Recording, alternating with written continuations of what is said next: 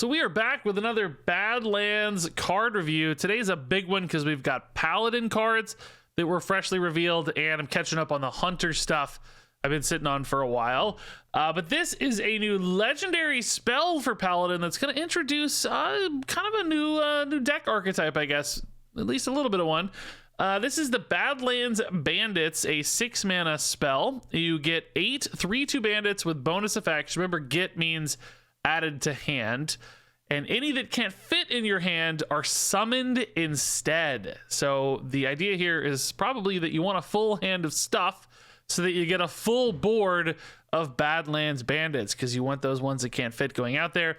Remember, the bonus effects are the same thing we see like on the Sparks right now in Titans, so you're going to get like Wind Fury and Lifesteal and Rush and Divine Shield and Taunt and so on. I think these guys are kind of color-coded, it looks like, even to perhaps match that, which is pretty cool. And yeah, you know, get yourself a big board of cool keywords. That's pretty cool if you're able to keep your hand full enough into like turn 6, for instance, when you would probably get the most benefit from this board. Because I will say, I think a board of 3/2s falls off pretty fast, even maybe on turn 6. It's ultimately not that sticky. A lot of AoEs will clean up those 3/2s. When I compare this to like the mages in Rainbow Mage summoning those big boards of 4 or 5 elementals with bonus effects, those sure seem a lot more intimidating and sticky than the Badlands Bandits here. I know they have to put in a little more work for that, and this just kind of works, but ultimately it doesn't feel like much work in Rainbow Mage, and it sure is a lot bigger and a lot scarier than just these 3/2 bandits. So the size of these, I guess, does make me rather nervous. Now, talking about the hand buff stuff, right? Why else would you want to fill your hand up? This can't be the only card, and it's not. We got 2 more. The Lawful Long Arm is another card that benefits from your hand being full, and I think more importantly, the Living Horizon here benefits from your hand being full. This one's actually really nice, cheating out a Taunt Divine Shield, theoretically for like 1 mana or whatever. If you have a full hand, could be pretty nice. So, you know, a variety of different kind of setups here to fill your hand and then pay that off. Now, notably, the Badlands Bandits can also be a way to fill your hand. If you don't have enough cards in hand, you need to change that to make your long arm better, to make your Living Horizon better. This can just dump a bunch of bandits in your hand in order to do that. But I will say that's going to feel like a really big pass if you spend like 6 mana and you get like, 2 or 3 bandits out of it or whatever.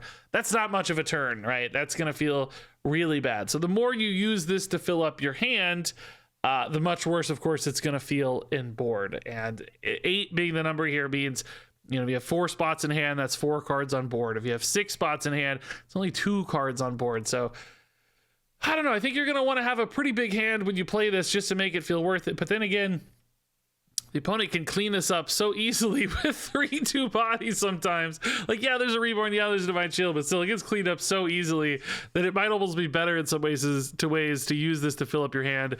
And then, that plays into a discount on your Living Horizon or whatever. This is for each other card in your hand. So if you play 1 Living Horizon, the other one, of course, will increase in cost. So these could kind of be 1 and 2 costs. So there's like a turn 9 play with bandits into double Horizon. It doesn't sound great to me, though, to be honest.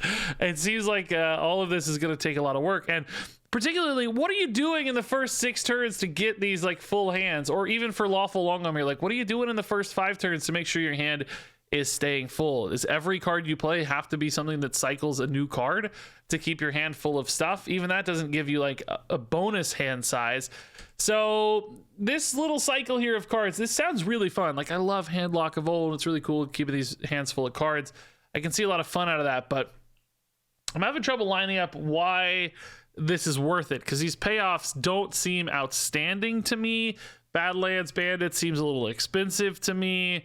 And ultimately, I feel like you're going to have some really bad starts to games in order to make this feel even remotely worth it. And the payoffs maybe aren't swingy enough, aren't big enough for that sacrifice early on, which makes me really nervous. So let's talk a little more officially here about Lawful Long Arm, a new 5-mana 1/5 with Rush and Lifesteal. Battlecry gain +1 attack for each card in your hand. So, if you're playing this on curve, you're probably not going to get like crazy high attack values out of this. You just don't expect to have a huge hand on turn 5 unless you've literally just been passing every turn And then does this recover you enough if you have passed every turn to make it worth it? Like every turn that you've passed and not played a card is only +1 attack here on the Lawful Long Arm. That doesn't feel like enough recovery. But, you know, if this comes down as a 6/5, a 7/5, that's a solid heal, but it's not crazy. And only being able to kill off 1 minion at a time is also not that crazy to me. So this probably feels way better like late in a game, when you've got that big hand kind of naturally through drawing cards or whatever, or your bandits, and then this becomes more of a big significant swing. You know, you gain +8, +9, plus whatever, and it feels like a big heal, but at the end of the day, it's still not that crazy of a heal. It's good, it's significant. You know, you think about Ziliak's a little bit big, okay, as a 3/2 lifesteal rush at 5, but that had magnetic, which made it so good. That had that sticky divine shield and taunt, which gave it extra utility. Lawful Long Arm's just kind of thrown out there to die and just heal a little bit. We were going to look at a card later that kind of can buff rush stuff, but I don't think that's enough bonus, and it actually bakes the lifesteal in anyway, so feels a bit wasteful. Ultimately, this just looks fine at best, and not the kind of payoff I would expect to have for, you know, sacrificing so much to get a big hand size. Now, the Living Horizon makes more sense to me. This one looks like a great payoff. 2 mana, 4/6 elemental, taunt and divine shield costs 1 less for each other card in your hand. If you're playing this for 1 mana, you're happy, right? That is a super good play, very disruptive taunt. But how quickly can you get to that? Because if you're playing this for 1 mana on turn 8 or turn 7 or something, it's not going to feel nearly as good as if you're playing this on turn 4 or whatever, when it's going to be much more impactful and much more disruptive in those stats. And I guess, yeah, you can definitely play it on turn 4, but it's not going to be a 1 mana card on turn 4. It's going to be a lot more honest in its cost. And, you know, you want it to feel cheat worthy. You want it to feel like you've cheated in order to be worth it. If you just play honest costs for these sorts of things, they don't feel worth it, right? You don't want to have to spend 5 on this. That's not an exciting kind of play. So again, it's just about that balance between not playing cards, or, you know, even just playing card draw cards can feel, you know, sacrificial from a tempo standpoint. And does this recover enough? Does this swing enough? This definitely has a better chance to stabilize you if you've had a slow start that's all about keeping your hand full and drawing cards. But it's not a crazy stabilization, I don't think. I think it's just fine. So to me, the much better payoff than the last card, but still maybe not enough. This looks like the best card of this bunch, but the other two don't really seem worth it to me from what I've seen so far. So moving on to our next Paladin legendary here, we have Spirit of the Badlands, a 3 mana 3/4 undead beast with battle cry. If your deck has no duplicates, get a permanent Mirage. And the Mirage is going to be a card that sits in hand kind of like Svolna in Priest, where you just get to keep playing it turn after turn to discover a shadow spell. Well, in this case, turn after turn, it's going to transform into a copy of a minion in your deck. So kind of like Chameleos in that case, but when you play that copy of a minion, you're still going to have the Mirage left over behind. So essentially every single turn, this gives you a copy of a minion in your deck. Presumably it can give you the same copy multiple times. So, you know, if you have some cool, awesome minion you want to just keep playing tucked into the bottom of your deck down there, there is a chance that Mirage hits it 3 or 4 times throughout the course of a game, which is nice because this is a Highlander card. You can't have duplicates, so this is a way to kind of cheat duplicates and really even get extra duplicates out of the cards in your deck. So that will, of course, reduce the consistency of the Spirit of the Badlands. If you're running a bunch of different minions, you're less likely to hit any given awesome one that you would really like to prioritize, like legendaries, for instance.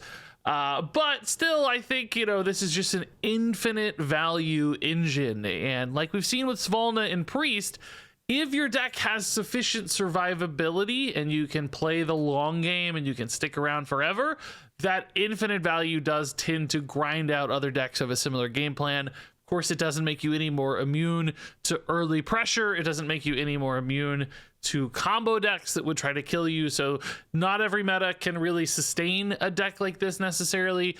Sometimes you need grindier metas, or metas where you can survive that aggro push, but maybe don't have those combo decks that just burn you down late.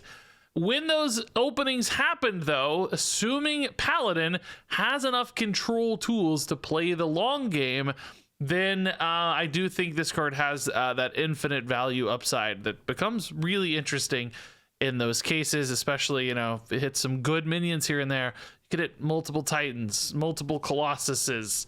But, you know, it doesn't have to be like crazy stuff either. Just hitting a Righteous Protector, helping you fill in your curve without losing any value. That could be nice too.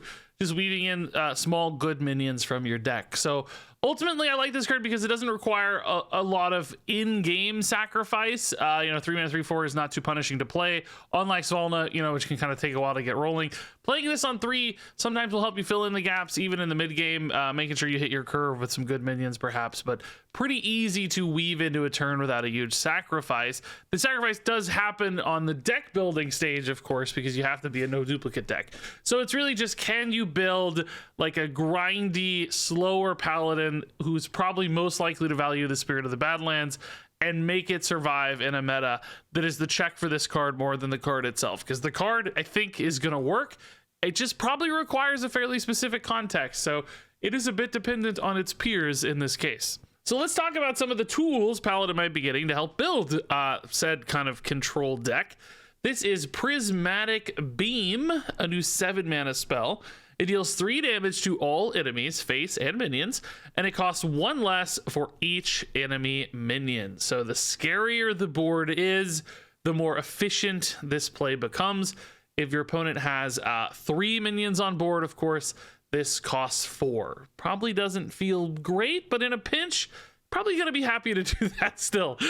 Clean up a few 3s for 4 mana. That will feel like a fine play on occasion. I think the real challenge for this, of course, becomes as minions start to get bigger and more singular, this card loses a lot of utility. So there are some sweet spots for this in that early to mid game, you know, where your opponent has swarmed pretty wide early on and you use this as a really efficient recovery tool, maybe even letting the board snowball a little more out of control than you normally would, just to bank some additional discounts in order to make that Prismatic Beam weave into the turn earlier, and then you can play something else alongside it to really go for that swing turn. Now, before I continue this card, it's really important that we talk about this card, Showdown, a new 2 mana spell that reads, both players summon 3 3/3 outlaws, and then you give yours Rush. So notably, if you're summoning outlaws for the opponent, that is instantly going to make your Prismatic Beam a lot cheaper and create what would normally be a symmetrical effect, but if you're weaving in a Prismatic Beam alongside it, becomes a nice asymmetrical effect, because you get 3 3/3s on board and your opponent loses them all in that fell swoop with the Prismatic Beam. So this is kind of a cool 1-2 punch, and you know, if the Prismatic Beam like didn't kill some 5/5s or something, you could use these 3/3s to potentially clean up the rest of the board that it didn't connect on. Now, notably, you know, this is a 2-card combo for a removal, which Paladin has certainly relied on in the past, with a quality consecration being a similar sort of thing, and different in a lot of ways, obviously, in what it can kill, but you know, it's a 1-2 punch anyway for removal. But that's sometimes inconsistent because you don't always have both those cards in hand. So I think if you're going to play these, they have to be independently useful sometimes. I think Prismatic Beam is going to be independently useful sometimes. There will be scenarios where you're just happy to take the 3 or 4 mana Prismatic Beam, clean up the board, and you're good to go for, you know, surviving into the mid game. I'm not sure that Showdown is ever going to be an independently useful card. We're going to talk about one more thing that might make it a little more useful, the Deputization Aura, in which your leftmost minion will have +3 attack and lifesteal. So like Rush minions in particular are really good with that, because each one will heal for 6 basically. So there's another way to kind of slice the Showdown and Deputization Aura together. So there is something to this little package centered around Showdown that's kind of intriguing. But man, there are also a lot of board states where Showdown just does not feel great. I guess if your opponent's board is full, this is okay sometimes too. They're not going to get the 3/3s and you still get yours. But a lot of moments where this card feels like it does absolutely nothing. And I think that's going to make it hard to run.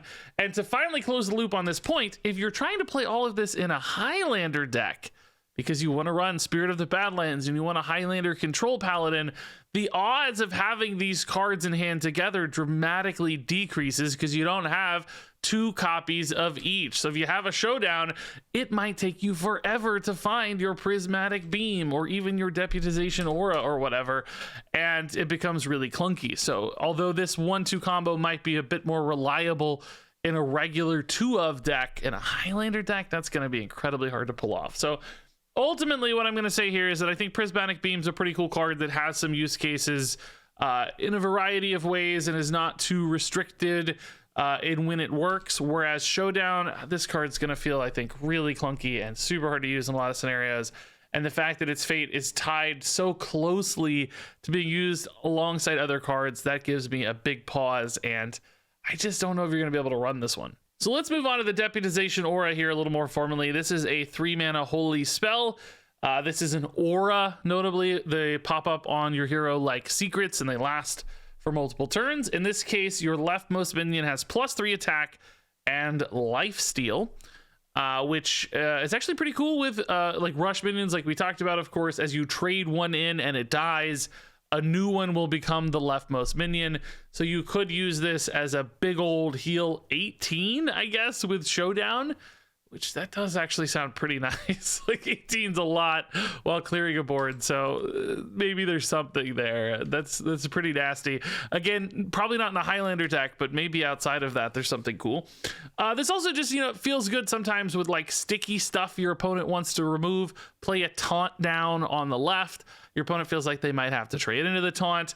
That's a lot of healing for you if they can't use a, you know, removal spell to deal with it. Or even like Divine Shield minions, maybe getting multiple hits on the left, because remember, a single minion is also your leftmost minion with this sort of stuff. So I think there are a lot of instances where you could kind of force the action on the heal, and this lasts long enough that you get kind of multiple tries at it. So even if it doesn't work the first time around, you know, maybe the second time they don't have the removal spell, maybe you find some rush stuff. There are ways to keep going back at this basically to help it succeed.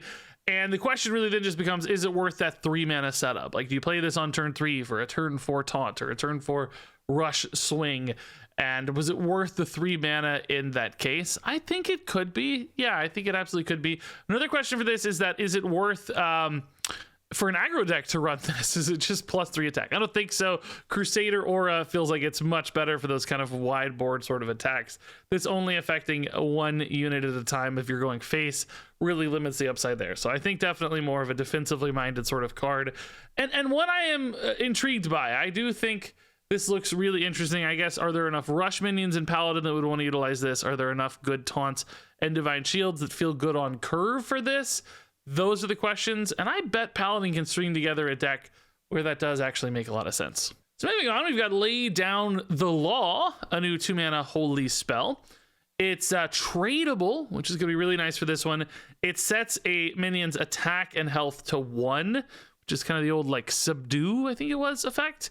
And then quick draw, deal 1 damage to that minion as well. So if you have added this card to your hand this turn, the turn you play it, then this becomes a 1 or 2 mana removal spell in essence, which of course on a big Titan or something can be really great. We have a lot of big threats sticking around in Hearthstone these days. It feels like big mechs and mech rogue, those sorts of things often would go away here with Lay Down the Law, minus of course Divine Shield. But even if you don't deal with it, you can often neutralize a stat-based threat like a mech and mech rogue. Titan would still be pretty annoying as a 1/1, so hopefully you have some backup plans if you don't quick draw this. But that's why the tradable is so nice, because, you know, if you have this on turn 2, you may not want to sit on this forever. You know, it's like, oh man, I want to quick draw this later, make sure I have the option to hit these as needed when bigger threats are around, and in the meantime I just want to see more of my deck. And spending 1 mana on tradable to me doesn't usually feel bad. It usually feels good. You're okay with that. There's a lot of times, especially in a control deck that's kind of looking for stuff to do sometimes, you just have spare mana floating around in turns. Weaving in a tradable is no big deal. You take another pass, basically, at the Lay Down the Law for later. So yeah, I don't think this card would go very far without tradable, much like Subdue wasn't really a great option, as I recall, for Paladin. I think with tradable, this becomes pretty interesting tool. Moving on to the Holy Cowboy. There are like 6 layers of puns here. Holy cow. Holy cowboy. He's a cow. It's a cowboy. I don't know. It keeps going probably. This is a 3-mana 4/3 battle cry. Your next holy spell costs 2 less, which, yeah, these sorts of effects are great because it actually allows you to cheat out big holy spells in a future turn. Notably, this does not say your next holy spell this turn, so it doesn't have to be like a 2-mana spell. There are some big holy spells still in Paladin 2, stuff like Immortalized in Stone. Play this as early as turn 5, maybe even sooner, with a coin, which could be a great follow-up basically to your holy cow. Or sometimes if you just want to play that 2-mana spell, lay down the law, that's great. Sometimes that's going to be all you need to make this feel worth it. But ultimately, getting a card like this that you can weave in earlier and use that discount when you need it in those key moments, or to cheat out big things, that feels great. So of course, some limitations. It needs to be a holy spell. It needs to be a deck that's running holy spells where this counts, but that's typically not a problem at all for Paladin. And decent base stats here for a 3-drop as well. You're not sacrificing much for the upside of this effect. So yeah, this just looks good. Moving on to Hi-Ho Silverwing. This is a 2-mana 2/1 dragon. That dude looks huge to only be a 2/1. What the heck? It's got Divine Shield and Death Rattle. Draw a holy spell. And yeah, it's an upgraded loot hoarder. It's a loot hoarder that draws you a specific thing, which of course can be useful if you got some good holy spells in your deck. And it's got Divine Shield. It's a little bit stickier on board, which obviously for Paladin, lots of ways to benefit from that. Various buffs and so on to help utilize that Divine Shield successfully. So yeah, again, this card just does a lot of good things. Looks pretty efficient for what it does. I think it's much like our previous card, just good, solid stuff. Good building blocks, basically, for the class to work with. So now we're going to do a little bit of a catch-up. I've been sitting on these Hunter cards forever. We're getting like staggered releases for various reasons, and the final one finally got revealed last night. So now I'm finally catching up. So let's talk about these Hunter cards. We're going to go through these pretty quick since they've been sitting out there for a while. This is Spurfang, a 5-mana 2/5 beast with Battle Cry and Death Rattle. Summon a random beast with cost equal to this minion's attack. So if you don't have this buffed up at all, you're getting 2 drops basically out of your Spurfang, which that's not going to feel good for 5 mana, like a 2/5 and a 2-drop with a 2-drop Death Rattle. It is a lot of stuff, to be clear. It's like a pile of stuff. But you really, I think, need the buffs to make this feel interesting.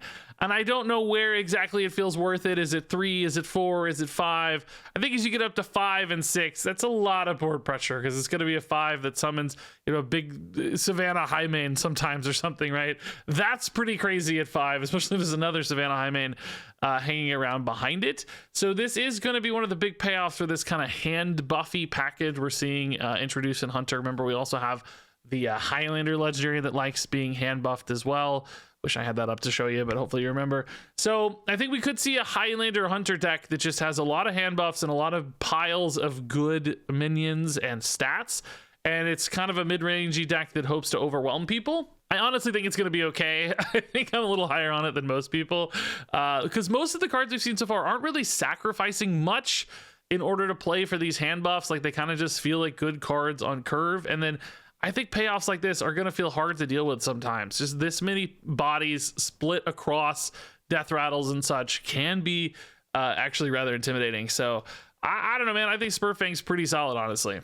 So speaking of strong cards, I think this one's really good. Sneaky Snakes, 1-mana spell for Hunter. Summon 2 1/1 snakes with stealth. And that's just fantastic. Hunter has so many great ways to follow this up on turn 2 with various buffs and such, that having some reliable bodies down this early that are very likely, almost guaranteed in many cases, to survive and hang around, that's fantastic news and will help Hunters snowball off the back of that really well. Just slam some bananas on these and get moving with the rest of your deck, or bigger, better buffs as well. So yeah, this just looks like a great dream sort of 1-drop opener, I think, for a variety of Hunters, not necessarily just Highlander hand buff stuff, but just all Hunters, I think. Moving on here to Saddle Up. This is a 3-mana spell. Give your minions Death Rattle. Summon a random beast that costs 3 or less. So this is kind of like that Soul of the Forest style card, right? Where you've got yourself a wide board and you're trying to hedge against removal by giving that board some stickiness and some survivability. And I will say the range of results here for Saddle Up It's pretty high. This could run from 0 cost cards all the way up to 3 cost beasts. It's probably some 3 cost beasts you're really excited to hit, and if you hit some 1s or 0s, you're going to be probably rather disappointed. But honestly, you can even keep your sneaky snakes perhaps hanging around into turn 3 for the saddle up payoff. But we've also just got stuff like the Jormungers. You fill your hand up with a bunch of 1 cost beasts, play them all at once, hit that saddle up on them, and hope that you have some stickiness on that aggressive board. I do worry a little bit that Hunter is not necessarily a class that can leverage that leftover board as well as something like Druid used to do. For instance, Druid, the whole point was I need this board left over so I can hit it with a wave of wide board buffs or Savage Roar or whatever, and I can turn those leftover minions into crazy lethality because my deck works through those wide boards. Hunter, I'm not sure, has that same ability to leverage that. They might be better off just playing another straight up 3-drop threat and pushing for that immediate pressure, pushing for damage, as opposed to trying to kind of hedge for a backup plan. That's not necessarily going to make this card bad, just not as aligned as it could be in another scenario or another class. If Hunter gets those tools, for instance, in the future, this would be one to keep an eye on in those scenarios. So I think a fine card, maybe keep it in your back pocket, save this for later, and see if this does make sense down the road. The Bovine Skeleton here is a 3-mana 3/3 undead beast. Death Rattle. If this has 4 or more attacks, summon a Bovine Skeleton. Of course, the newly summoned Bovine Skeleton would reset back down to 3/3 and presumably would not activate its Death Rattle again, unless perhaps the opponent left it there, passed it back to you, and you hit it with a follow-up buff or something. You could continue the chain of Bovine Skeletons, but if they clean it up for you, then they're probably going to end the Bovine Skeleton chain at 1. But that's still a big pile of stuff. If you hand buff this and you make it a 4/4 or whatever, opponent's not going to love having to deal with a 4/4 and then another 3/3 left behind it. Sometimes that's just going to stick around. You're going to get chip damage. You're going to force them to waste a bunch of resources dealing with this. So I think that's just sticky enough and just annoying enough that a Highlander hand buff deck will absolutely need to slot this in. They need to get to 30 cards, and this one's going to make as much sense as anything outside of the hand buff package. So that gives Bovine Skeleton a little bit of a hope here. If you were playing like an all-in kind of hand buff, or moving on to the 10-gallon hat. This is a 2-mana spell. Draw a minion, give it +1/+1, and Death Rattle, get a 10-gallon hat. So kind of like the old Explorer's hat a little bit here, but it's got some card draw tied into it. So this gives you some reload, a little bit of cycle there to get a new thing, get a little buff on that thing, which of course, you hit a Bovine Skeleton, there you go, your Death Rattle's ready to go. We've got all these kind of hand buff cards in Hunter. Hit your Spurfang, hey, that's a nice little bonus on your Spurfang on top of some other things perhaps. And then you get another 10-gallon hat back in hand, which does mean for this little 2-mana attacks every turn, an alternate hero power of sorts, you can just keep reloading your hand with additional minions and additional buffs, which again, in a Highlander deck, you need to get 30 cards. That actually makes a lot of sense. I'm not sure a regular Hunter would necessarily be willing to pay this 2 mana every time to draw. Sometimes we like way more efficient card draw than that, because I'm not sure the 1/1 and repeatability here is worth the upside. When you have other things that just draw you a lot of cards at once, you keep moving, you keep pressuring. So a little bit slower than most Hunter decks would afford, but for Highlander, that may just be one of the best choices they have. So another option here for a Highlander deck, which I do think will be the way to go here for the hand buff stuff. So slightly synergistic and some decent way to keep the hand full for hand buff cards can be pretty nice. So moving on here, we have Star Shooter, a 4-mana 2/3. After your hero attacks, get an arcane shot. So with 3 durability here, of course, that's 3 arcane shots. That is also 6 damage on this weapon for 4 mana. That is notably, it takes 3 turns to get that damage out, but that is a lot of arcane shots. It's another 6. That's another 3 mana, of course, for arcane shots to play 3 of those. So that is kind of a 7 mana deal 12, which is very efficient, but again, kind of takes maybe 3 turns to unload all of that. That said, that's still on turn 7. You play this on 4, actually even no, turn 6, because you attack on 4, you attack on 5, you attack on 6, and you could unload that bonus 6 damage on turn 6. But also you've got arcane spell damage buffs and so on for those arcane shots. They're going to scale well across 3 of those. I don't know, man. I think that actually looks pretty good. I think this seems like a slow wind up, but it's still hitting fast enough that you can start to overwhelm people. And Setting up for those like big turn 6s and stuff is gonna be nice. You can push a ton of damage with this. 2 damage per turn doesn't sound like a lot, I know, but it's building up to something on the back end, and it's still 2 damage per turn. Like, it does chip in, it does help whittle them down, because you're still going to be doing other things potentially on turn 5, maybe even a little bit of mana on 6. You can hold to 7 or 8, still just accrue that giant hand and then blow people up with it. So I mean, listen, Arcane Hunter is a deck that's proven itself. I can't say I've played the deck enough to tell you exactly how this slots in. Does it kind of conflict with the Starstrung Bow because you need multiple weapons? I don't have the answers to that exactly, but it sure seems like a good synergy fit to me. And with the various spell damage tricks that deck can pull off, I think having that many extra resources in hand just seems like a valuable sort of thing. The synergies are off the charts, and I suspect this card's pretty dang good. Moving on to the Camouflage Mount, a new 4-mana spell. It gives a minion +3/+3, and a random bonus effect. When it dies, summon a chameleon, and the chameleon will also have that bonus effect. This is just like those mount cards we had back in Stormwind. The bonus effects, you know, we've seen these show up quite a bit lately. It's the taunts and the rushes and the divine shields of the world. The same thing as the little sparks we had in the Titan set. So basically, get yourself a bit of a random keyword here with this buff, and then a bonus body left behind as well.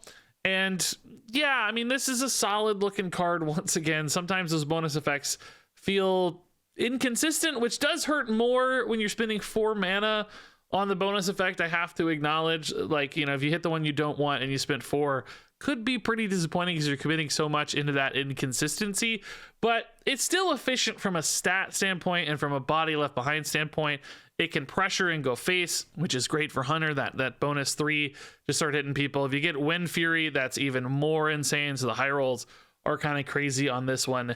And you know, the chameleon left behind makes sure you're not too all in on a singular threat in this case. So yeah, I think this is a solid little buff for Hunter. And then our final Hunter card here is the Silver Serpent, a 3-mana 2/3 beast with Rush and Poisonous and Quick Draw, gain immune this turn. So an interesting little removal card here at its floor. Just trade it in and kill a big threat, kill that Titan or whatever. And then if you happen to quick draw it, then you get the bonus of it not dying, being left behind, creating a little bit of friction for your opponent. And like, this card looks insane in Arena or whatever, you know, just an amazing, efficient removal tool. I'm less convinced in standard decks are going to need to run this kind of removal in a pinch that's not good against taunts. It has this very occasional quick draw upside. I don't know, man. I think this is a cool card to exist in like random generation pools. It's going to matter when it gets randomly summoned and stuff sometimes. But I don't think people are going to make this space in their deck to run this one too often. Badlands Bandits is a 2-star card. Lawful Longarm is a 2-star card. Living Horizon is a 3-star card. Spirit of the Badlands is a 4-star card.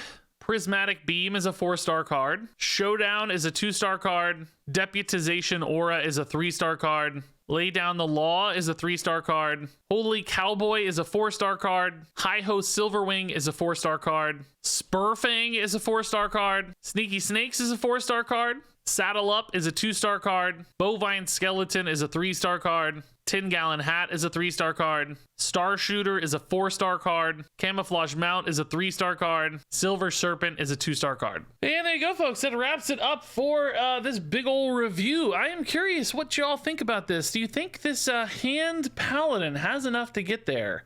I don't know, man. I think Warlock did it well with Handlock back in the day. They had Life Tap. They had a lot of recovery tools. I'm not sure Paladin can do it, man. It's just a different era of Hearthstone. I feel like sacrificing too much early in order to draw and stack up that hand is not going to be worth it with these cards we see here. But I hope I'm wrong. I'd love to play some cool hand buff Paladin. That sounds fun. This card also has a ton of work. I saw this image pop up. All the tokens, like each of these are uniquely named and have unique art. Like, really cool. I'd hate to see all this go to waste on a card that's not very powerful. So please be wrong, and let's see some Badlands Bandits in action being awesome and good. Man, even if they were just 3/3s, would that be too much to ask? Maybe it would. Maybe it'd be too good. But anyway, share your thoughts on these cards down in the comments below. Thanks much, as always, for watching, and until next time, game on.